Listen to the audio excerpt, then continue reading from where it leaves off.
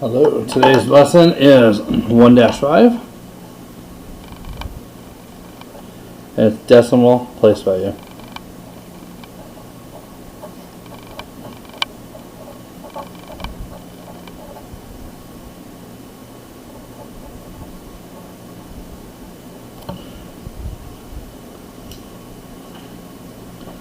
So last week we talked about going into the thousands and looking at the different place value.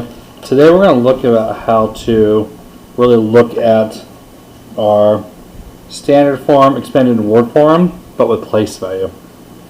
So if you remember from the very first ones, we talked about, I'll put a little flashback here, we even went up into the hundred thousands. And so we had our ones, our tens, our hundreds. Then we had our 1,000s, our 10,000s, and our 100,000s.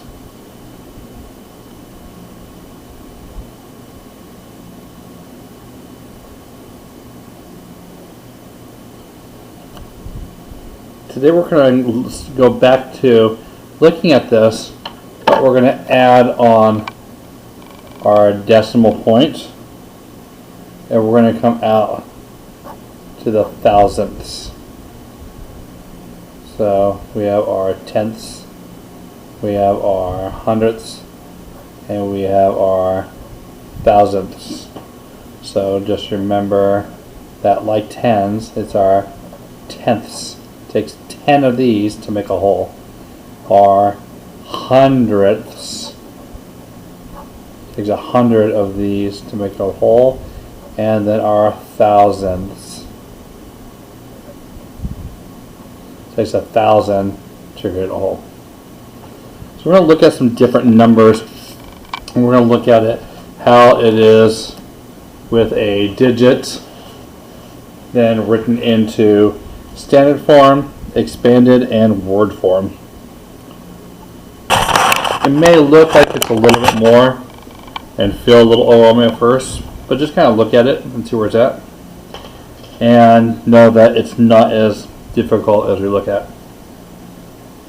So, if you remember, standard form is just how the number is written using digits. So we're going to have a number such as 0.245. When we look at that, I can tell here that the 2 is in a tenths place, and the value is 2/10.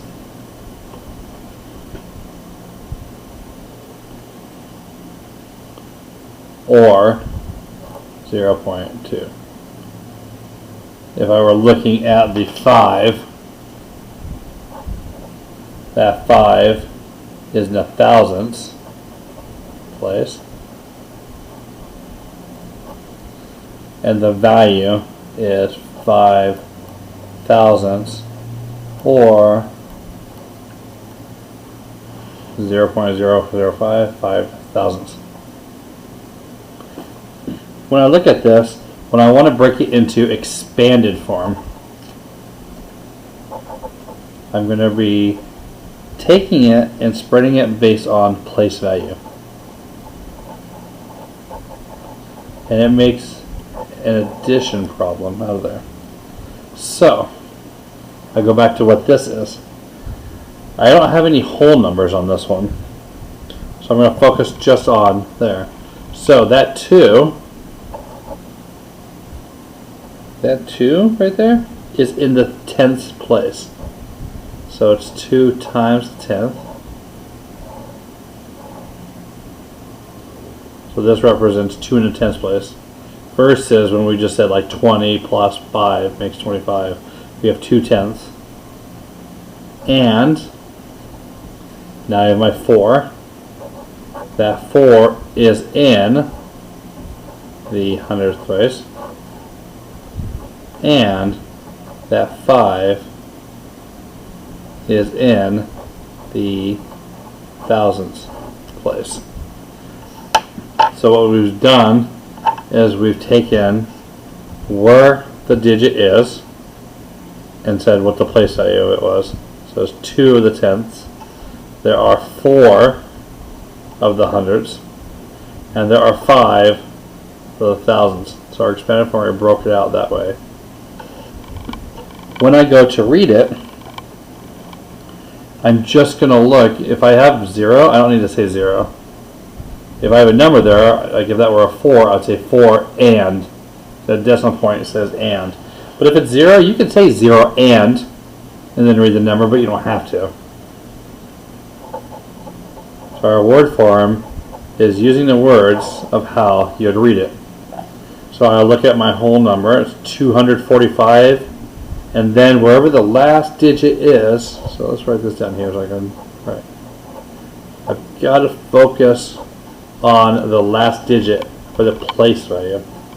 So I'll say 2 tenths, 4 hundredths, 5 thousandths. I'm going to read the whole thing, 245.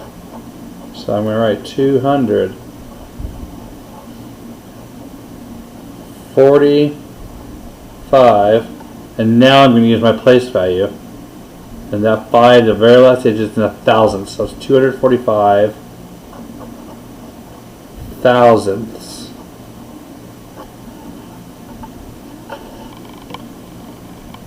If I had a number, all of this, sorry, was example 1. If I had a number such as 0.24, and I'm going to do standard, I'm going to do expanded, and I'm going to do word form. So standard says write it with the digits. Expanded says break it up based on place value. So I have no whole numbers. I have that 2, and I know I'm going to multiply it by. That 2 is in the tenths place. They put the parentheses to kind of like separate and organize it. Then we always add between place values. And my next one is that 4. And that 4 is placed into the hundredths place. So my expanded form is 2 times a tenth plus 4 times a hundredth. My last one is I need to take this number and turn it into word form. So I look, there's no whole number, so I don't need to say 0 and. I can just go to the whole number, 24. And then I pay attention to where that last digit is. That 4 is not in the ones, not in the tenths, it's in the hundredths place. So that's 24 hundredths. Make sure you have the THS because that is important. It's not 24 hundreds, it's 24 hundredths. Let's try another one. Let me hop to the next page. So example 3.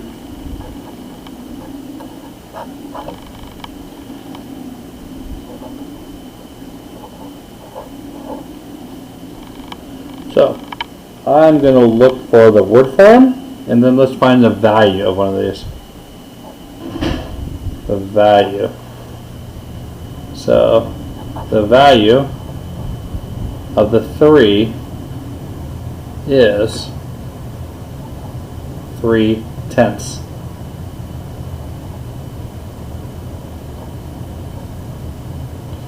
And we can put it in a couple of different ways.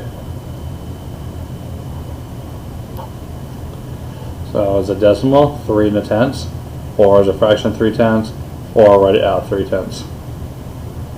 And let's do the word form. I do have a whole number.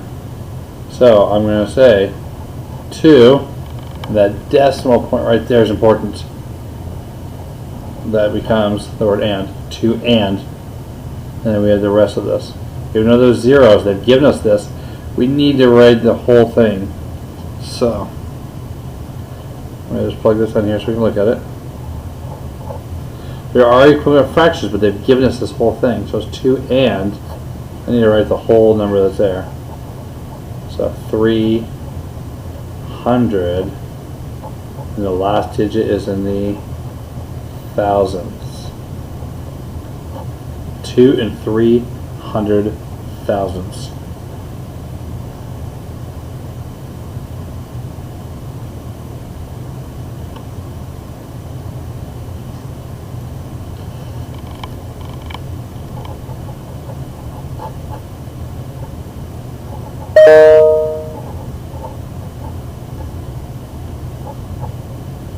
So what's the value of the 2?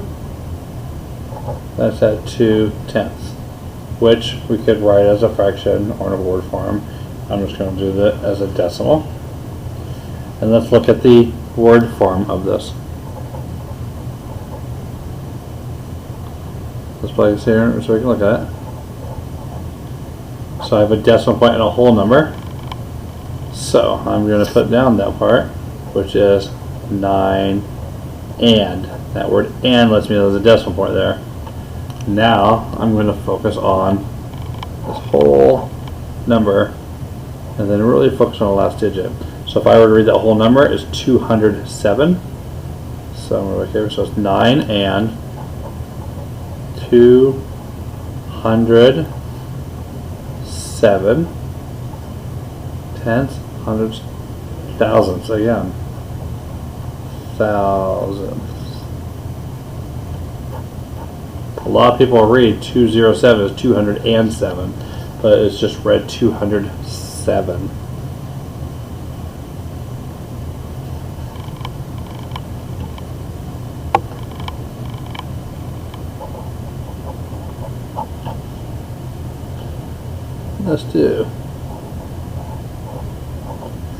Let's show it all forms this time.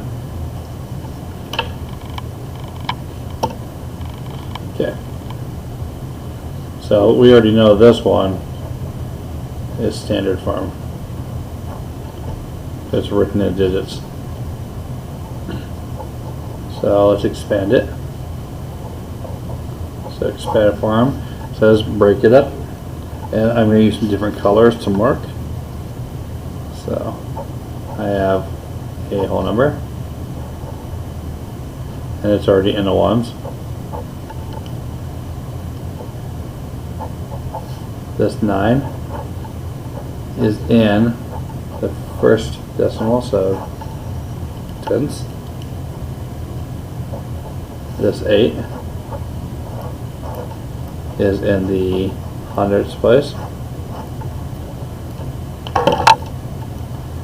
And this 2 is in the thousandths place.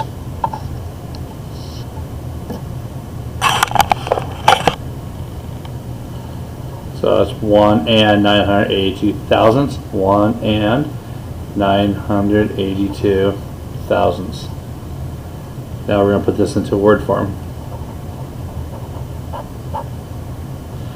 So I know it's 1 whole. So this one's going to be 1. My decimal point tells me to do and. 1 and.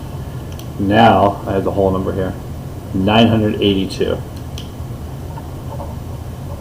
982 tenths, hundreds, go to the last digit, place value, thousandths.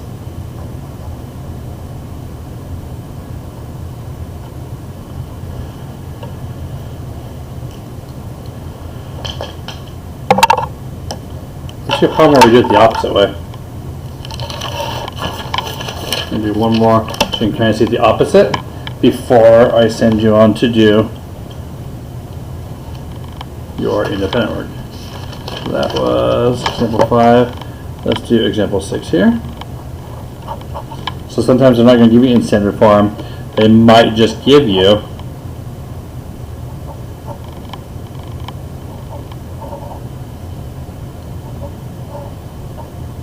the problem written out in expanded form.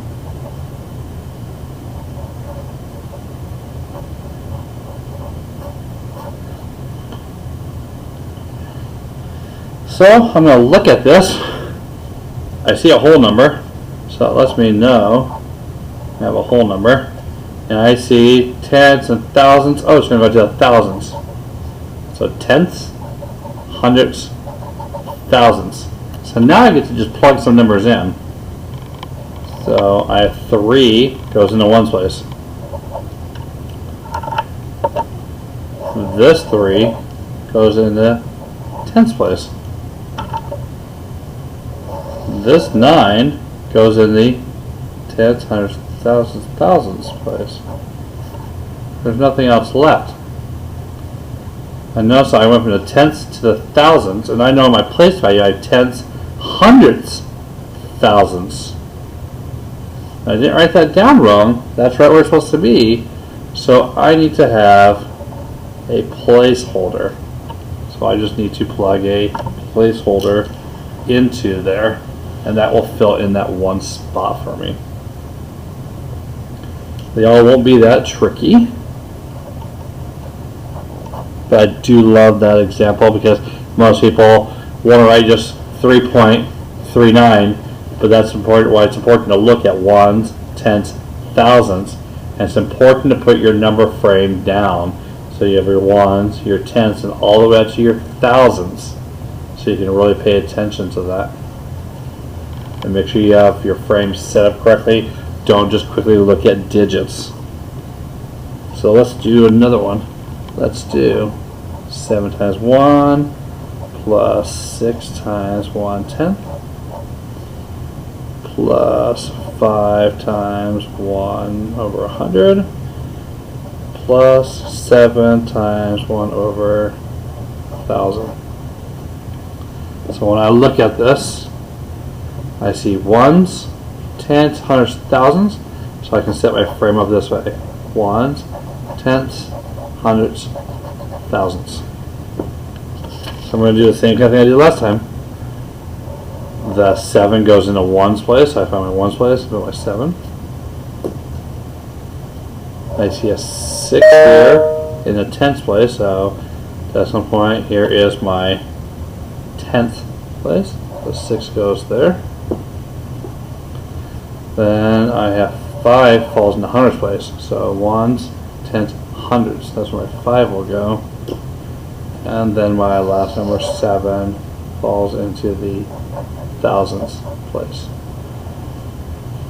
So that's what you guys are going to work on today. You're going to go through and find where your numbers will fall in your place value chart.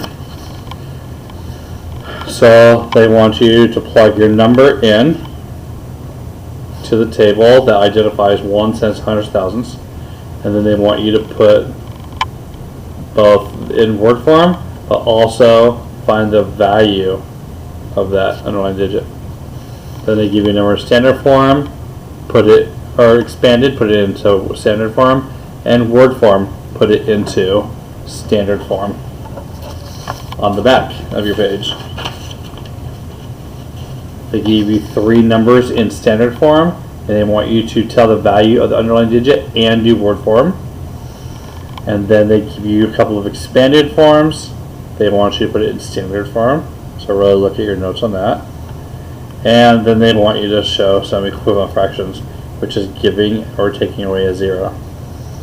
And then a couple of word forms. They want you to write it in word form and then explain why each of these 4s has a different value.